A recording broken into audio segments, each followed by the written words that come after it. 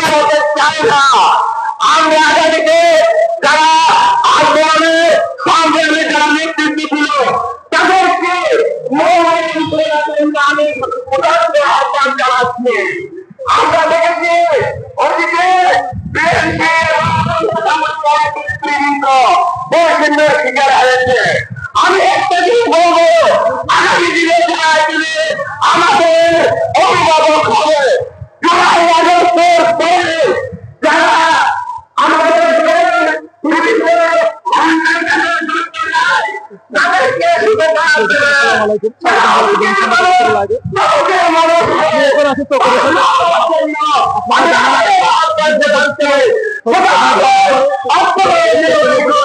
সম্মেলন অনুষ্ঠিত হয়ে যাচ্ছে।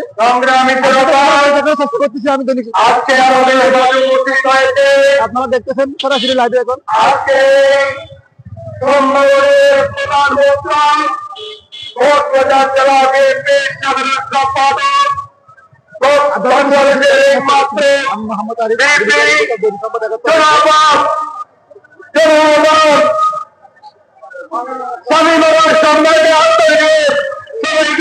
ধন্যবাদ জানা। আমি মঞ্চে আসন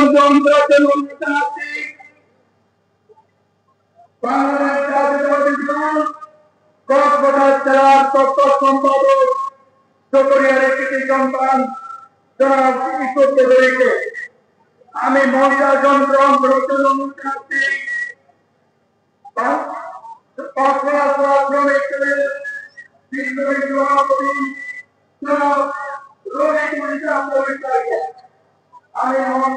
আপনারা জানেন দীর্ঘ প্রতীক্ষা ও প্রতিকূলতার পরে দীর্ঘ 22 বছর পরে চকরিয়া উপজেলা বিএনপি আমি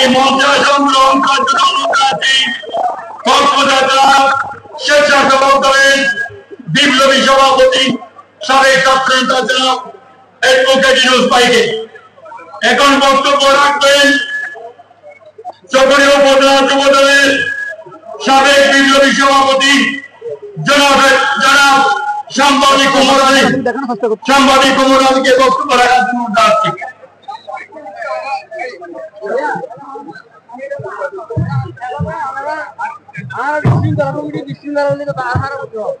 আউযু বিল্লাহি মিনাশ শাইতানির রাজীম। বিসমিল্লাহির রহমানির রহিম।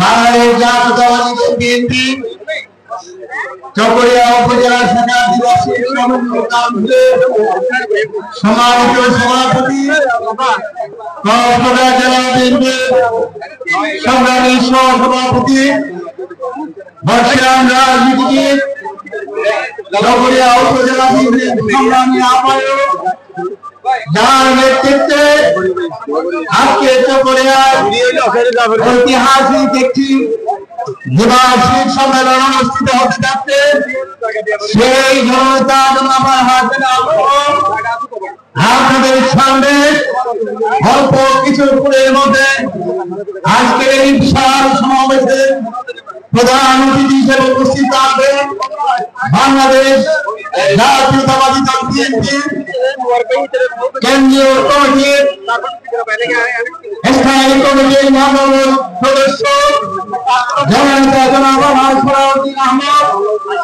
মঞ্চে উপস্থিত যারা ইতিমধ্যে মঞ্চে উপস্থিত হয়েছেন মঞ্চের সামনে সমাবেশ বিশেষ ব্যক্তিবৃন্দ এবং মঞ্চের সামনে প্রতিষ্ঠ জাতীয়তাবাদী দলের পরিবারের সংগ্রামী সদস্যবৃন্দ, আসসালামু আলাইকুম রহমতুল্লাহি ওয়া বারাকাতুহু। সংগ্রামী ভাইরা আমার, আজকের এই সমাবেশ, আজকের এই দ্বিবার্ষিক সম্মেলন বাংলাদেশ জাতীয়তাবাদী পরিবার চকরিয়া উপজেলা, মাতামুড়ি সাংগঠনিক উপজেলা এবং পেটুয়া উপজেলার জাতীয়তাবাদী পরিবারের সদস্যদের জন্য অত্যন্ত একটি গুরুত্বপূর্ণ সম্মেলন এবং বহুল প্রতীক্ষিত প্রত্যাশিত সম্মেলন, সংগ্রামী সমাবেশ। এই সম্মেলন শুধু চকরিয়া উপজেলা বিএনপি দ্বিবার্ষিক সম্মেলন নয়, এই সম্মেলন আপনারা জানেন আগামী বছরের জাতীয় নির্বাচন হবে, ধরে নিতে পারেন এই বিশাল সমাবেশ একটি নির্বাচনী সমাবেশ। আজকে আমাদের নেতা, আপনাদের নেতা, বাংলাদেশের বহুদূর রাজনীতিবিদ, বাংলাদেশের রাজনীতির আকাশে অন্যতম তারকা জনাব সালাউদ্দিন আহমদ আজকে যে বক্তব্য দেবেন সেই বক্তব্য অত্যন্ত গুরুত্বপূর্ণ বিষয় রয়েছে। কেউ আওয়াজ আজকের এই সমাবেশের মতো একটি সমাবেশে আমরা উপস্থিত হতে পেরেছি দীর্ঘ 17 বছর পরে। আমরা দীর্ঘ 17 বছরে এমন একটি সমাবেশে বক্তব্য রাখার সুযোগ পাইনি, অবস্থান করার সুযোগ পাইনি, সম্মেলনে উপস্থিত হওয়ার সুযোগ পাইনি, জনসভা করার সুযোগ পাইনি।